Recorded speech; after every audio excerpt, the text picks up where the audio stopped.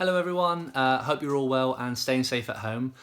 We thought as teachers in year 2 it would be a really nice idea for one of us to read a story each week. So it's going to be my turn to start off, and I'm going to choose one of mine, Beth and Henry's favourite books, which is The Great Dog Bottom Swap by Peter Bentley and Mai Matsuoka. So let's get started. The day had arrived for the dogs' summer ball. All the dogs in the world were lined up at the hall, where a sign on the door said, "Now please be so kind as to keep your coat on, but remove your behind. So please hang up your bottom on one of the pegs, and remember no growling or cocking of legs." So as they went in, every dog, pooch and pup, they took off their bottoms and hung them all up. Hundreds and hundreds of little pink O's, all neatly arranged in methodical rows. What a feast the dogs had at the ball on that night. The table was quite a magnificent sight. They dined on fresh giblets and dog biscuit stew, with slippers and old dug-up sheep bones to chew.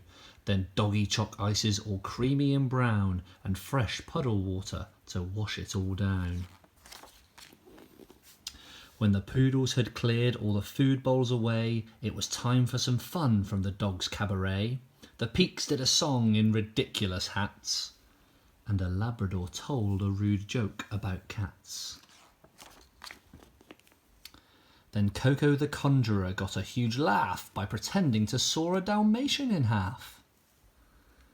And now, Coco said, to great woofs of applause, "It's time for the dancing, so up on your paws." "Look at us," said an overexcited young hound as he whisked a fox terrier clean off the ground.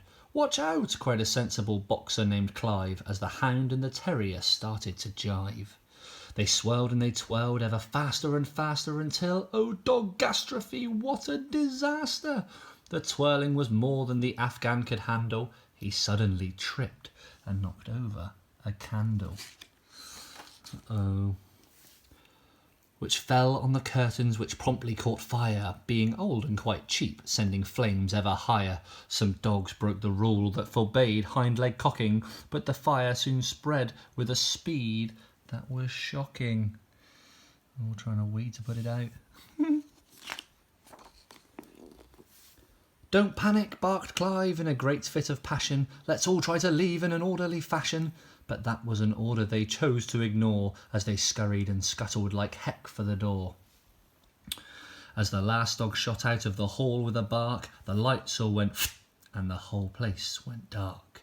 "Wait a minute," said Clive to the panicking mutts. Our bottoms, we must save our butts."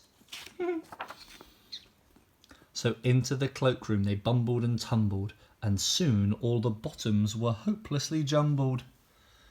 As every dog grabbed the first bottom they saw, and fled the great fire with a bum in their paw.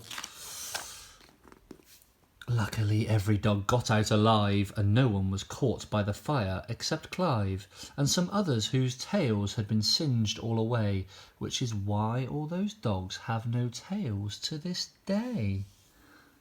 I never knew that.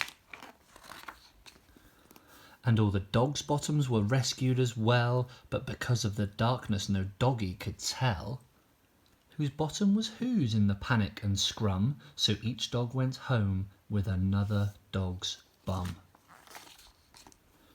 And ever since then, when a pair of dogs meet, in the park or the playground, the woods or the street, each dog gives the other dog's bottom a sniff to see if it has the particular whiff of the bottom they lost on the night of the ball, when the dogs hung their bums on the hooks in the hall.